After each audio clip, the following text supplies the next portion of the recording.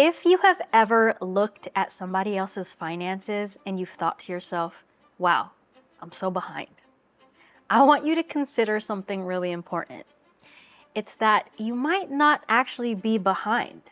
You might just be measuring yourself against the wrong things. A lot of us think about money like it's a race, right? We compare our salary to other people, our savings, our investments, how big our houses are, our net worth. And then we decide whether or not we're doing well based on how we stack up against everyone else around us. But I don't think wealth building works like a race. I think it's more like climbing a ladder, where every rung requires different skills, different priorities, different goals. And rather than trying to compare yourself who's 10 rungs above you or below you, your only goal is to focus on that next rung that is right in front of you. Today, in this video, what I want to walk through is what I call the financial confidence ladder. It's 7 levels that people tend to move through as they build wealth. And as you move through these levels, you will naturally start to build more confidence with money. And the trick is you build confidence when you focus on your own journey rather than comparing yourself to everyone else. So by the end of this video, I want you to know where you are on these levels, what you should be focusing on next, and more importantly, try to focus on how you're probably doing better than you think. For those of you who are new here, hello and welcome. My name is Lissa Lumutenga, and I help women build wealth and build an abundant mindset. So if that's your vibe, make sure you subscribe. Now, before we jump in, I want to reiterate something. These 7 levels, it's not a ranking system. It's not that level 7 is good and level 1 is bad. Most of us will move levels throughout our lives, will make progress, but then sometimes a job loss, a divorce, a health issue, moving across country, having a baby, or any major life change can impact where we are financially. So the goal isn't necessarily to move from level 1 to 7 as quickly as possible. It's simply to understand where you are and refocus on what matters most at that stage. I think when you are focused on the right thing, that's when money is going to start to feel a lot less overwhelming, and that's where you build your confidence. So let's start with level 1. Level 1 is surviving. Surviving is basically when money feels like all you're doing is putting out fires. Maybe you're living paycheck to paycheck. Maybe you carry a lot of credit card debt, consumer debt. Maybe every time an unexpected expense comes about, it feels like the universe is attacking you. The biggest sign you're in this stage of survival is that most of your energy is probably going towards just getting through the month, just barely paying the bills. Everything feels tight and you can't see further than that. This is a very real financial reality for a lot of people. Unfortunately, a lot of people never make it out of surviving. They don't get out of survival mode. And I have a hunch that some people who are stuck at this stage are comparing themselves to people in other levels, people who are investing in the stock market, planning for retirement, making multiple sources of passive income. When in reality, when you are in this stage, there are some very basic fundamentals that you should be focusing on. Your number one assignment, if you are in this level of surviving, is stability. Can you create breathing room for yourself? Can you stop the bleeding? Can you get through the month without digging a deeper hole? And can you start planning further out than a few weeks or a month? Maybe this stage means you have to really focus on increasing your income. Maybe it means cutting expenses. In a lot of cases, it means both, more income and less expenses. It could mean more negotiating bills, more being nitpicky about your spending, picking up extra shifts, asking for help if you have resources. Yes, the ultimate goal is to build wealth and become financially secure, but if you are in this stage, focus on the basics. Your goal is proving to yourself that things can get better and that you can move out of this stage into the next, which is level 2. Level 2 on this financial confidence ladder is stabilizing. Stabilizing is when money starts to feel less like an emergency and more like something you can manage. You have a good hold of your overall financial situation, your bills are getting paid regularly on time, you generally know what money is coming in and what money is going out. Sometimes in this stage, you might still feel stretched, but the upside compared to that survival level is you're probably not getting blindsided every other week. You probably have more systems in place that protect you from one-off expenses or things you don't expect. I think a lot of you who watch my channel are on this stage or maybe a few stages ahead, which we'll get to. But I want to point out that this stage doesn't get a lot of credit. Sometimes people who have their money pretty stabilized don't realize that that's a big accomplishment.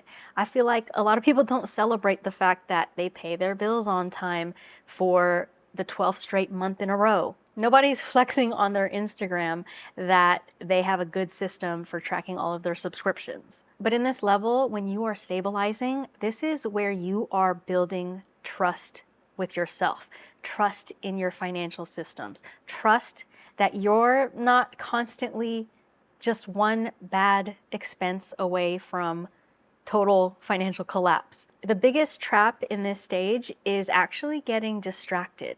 Like I mentioned in level 1, where you are surviving, when you are stabilizing, oftentimes people do try to look ahead too far in advance. Advanced investing strategies, real estate, more and more side hustles, 10 different ways to grow more income streams when they haven't even focused on their first main source of income. I'm not saying those things are bad. You can do it all if you have the time and energy to. I just want you to focus on one level at a time. When you are in this stage of stabilizing, your number one job is making your finances predictable, not just for this month and next month, but for the foreseeable future. The more predictable your money can be, the more systems you have in place, the more peace of mind you're gonna build. And guess what? That's why I'm calling this the financial confidence ladder, because this is where you start to build more financial confidence. And typically, once you start to feel that little bit of confidence, when you feel stable with money, you're gonna jump right into level 3, which is organizing. Organizing is where you stop guessing. You know exactly where your money is going. You have a plan for every single dollar that comes your way.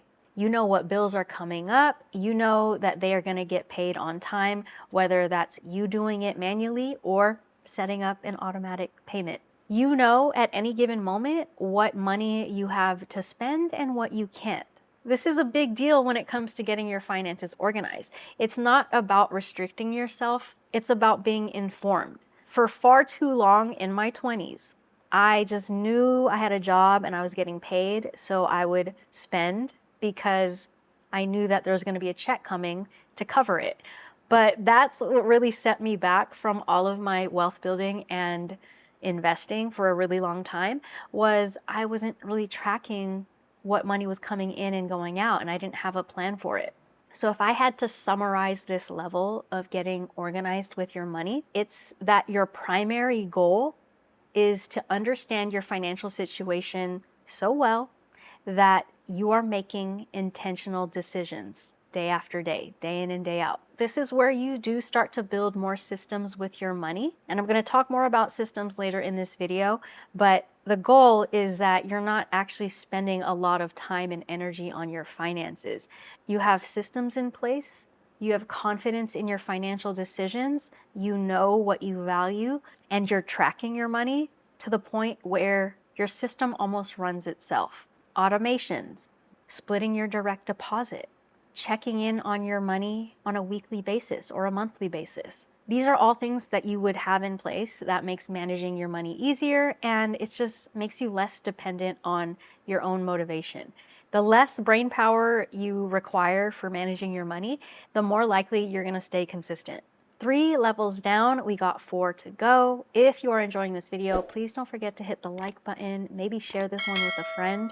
Maybe you guys can move through the levels together and check in with each other to keep each other accountable. I don't know, just an idea. Level 4, securing. What I mean by securing is this is when you start building a financial safety net. You have money set aside specifically for when life happens. Because the truth is, life is going to happen. I don't wish this on anyone, but the reality is in life, your car might need a repair. An emergency in your family might pop up. You might get an illness and need some medication. When you don't have savings and you're in survival mode and you don't feel stable, every one of these situations, whether it's big or small, it feels like a crisis. Now, here's the truth. Even after you have savings, some things are still annoying. It's annoying to shell out money for a car repair or some medical emergency. In fact, I'm still paying down a medical bill of a few $1,000s from having to go to the ER a few months ago. It's very annoying, let me tell you. But now the difference, at least for me, is that these things aren't catastrophic, and that has made a huge difference. The worst thing is like when you go to the emergency room and not only are you sick and not sure if there's something seriously wrong with you, but you're also worried about the bill that's going to come with it. Let me pull myself back from this medical tangent because I could talk about the annoyance of medical expenses all day. But I just wanted to give an example. Like it's still annoying, but because I have a savings and because I have a plan, it's less annoying and less catastrophic than it would be if I didn't have one. So securing has a couple of elements that I think can be tied to it. That is building up your emergency savings fund, starting to build up different sinking funds, planning ahead for big and one-off expenses rather than going in debt for them. All of these things are starting to secure your money and, again, like I mentioned earlier, empower you to make smart, intentional financial decisions. And as you do more of this, you are going to build financial confidence, which eventually will lead you to level 5. And that stage is investing. Investing is when you start to approach wealth building as part of your norm. This is when your money starts to work for you while you're sleeping, while you're not thinking about it, while you're not actively doing anything. Instead of relying entirely on a regular paycheck coming in, you're beginning to shift the way you think about money towards acquiring assets, building assets that can grow over time. There's a difference between active income and passive income. And I think most people in life can make that transition from purely making active income. That's a job that you have to work and clock in hours and you actively have to be doing something to get paid. You're earning money. To eventually you start building your assets so that your assets can also bring you more money and wealth. Stock market, real estate, some types of businesses, and all sorts of different investments. Now, for the everyday person, it also doesn't have to be all of that. You don't have to become an entrepreneur. You can invest through a 401k or an individual retirement account or a taxable brokerage account. I think the biggest misconception about investing is, well, actually two misconceptions. One, that it's about getting rich quickly, that if you start investing, then you're going to be rich. That's false because it's really about giving your money time to grow. And the other misconception is that you have to have a lot to start and that you have to know everything, when I don't think that's true either. You build your confidence by just starting and then trusting the process and then easing into it, learning more as you go. And because you've already gone through that stage of securing and building up savings and having a cushion, investing is going to become less scary and you're going to feel more empowered about doing it. All right, we're 5 levels in. You're like, what? We've already talked about investing. What else could there be? What are these next 2 levels? Well, level number 6 for financial confidence is what I call expanding. Expanding is really what takes you away from that survival mode and just being stable to really opening up possibilities. I actually think this doesn't happen overnight. It's something that you kind of grow into, but you're basically moving from asking, can I afford this? Can I afford my lifestyle? To asking, what kind of life do I want? What do I want my life to look like? And that's because when you get to the stage of being able to expand, this is expanding both financially and also mentally. Your mindset begins to open up and believe that you can live the life that you want to live. Maybe you want to save for a home or real estate. Maybe you want to start a business because you don't want to work a corporate job anymore. Maybe you're investing more aggressively because you want to retire early or you want to be work optional. Expanding is the phase where you've done all the things, you've trusted the process, you've given your financial journey a lot of time and a strong foundation, that now possibilities are endless. You have more flexibility in what you can do in life. So the real focus in this level of expanding is you now are able to build a life that is aligned with your values. Now, truthfully, you're doing this along the way. You don't hit a certain dollar figure or net worth when all of a sudden you can do this. This gets built along the way. But once you've done all those other things, building a stable foundation, you've started investing, you have that emergency fund, your mind is no longer in survival mode. Those are the things that unlock this next stage where you can truly feel confident about the life that you're building. This is a wonderful stage to reach because it starts making you view money differently. I think there becomes a point in your financial journey where you're not thinking of money in terms of what stuff you can buy with it, but you think of it more as in, wow, money has unlocked these options for me. I did all the things, I've built some wealth, I'm continuing to build it, and now I have options in life. And once you have that, there's really only one more advanced level or stage in your financial confidence, and that is that you keep it going. This is the stage that I call optimizing. What you don't want to happen is you progress through these stages, you get your finances in a good, solid place, you get to a point where you feel in control of your life and your money, and then it somehow disappears. It's not going to disappear, don't worry. But that's why you have to think about, how do you optimize this? How do you continue to keep your systems running? How do you keep growing your investments? How do you continue making smart, intentional financial decisions? And I think it's as simple as continuing to do what you're already doing with the little asterisk that says, be open to new information. Be open to tweaking things as you need to, and continuing to build an awareness and intentionality around how you view money. When you're optimizing your financial life, you are continuing to do all the things, all the right things that you've learned along the way. But now you can also start asking yourself things like, how do I want to spend my time? Who do I want to help? What impact do I want to make? And I don't think this is about all of a sudden starting to make decisions where you're going to blow all of that wealth and all of that money.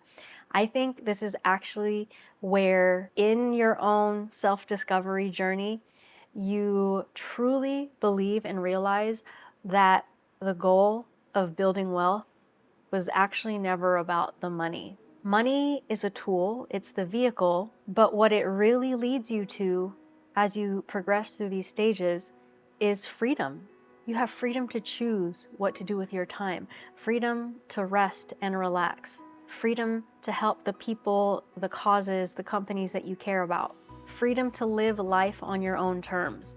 I think it goes without saying that once you get to this point, you have built that confidence, because yes, your finances are probably logistically and practically in a good place, but more importantly, you are confident about your ability to manage money, grow wealth, and use it in a way that aligns with your values. So those were the stages. That is the ladder towards building financial confidence. And I just want to reiterate what I said at the beginning. If you can focus on your journey and not worry about comparing yourself to everyone else's, you will progress through these stages a lot faster, and you will build confidence with money along the way. Let me know in the comments, what level and stage do you think you're at? And if you need help moving to the next one, let me know. I'm happy to answer your questions in the comments. I hope this was helpful. Until next time, peace out.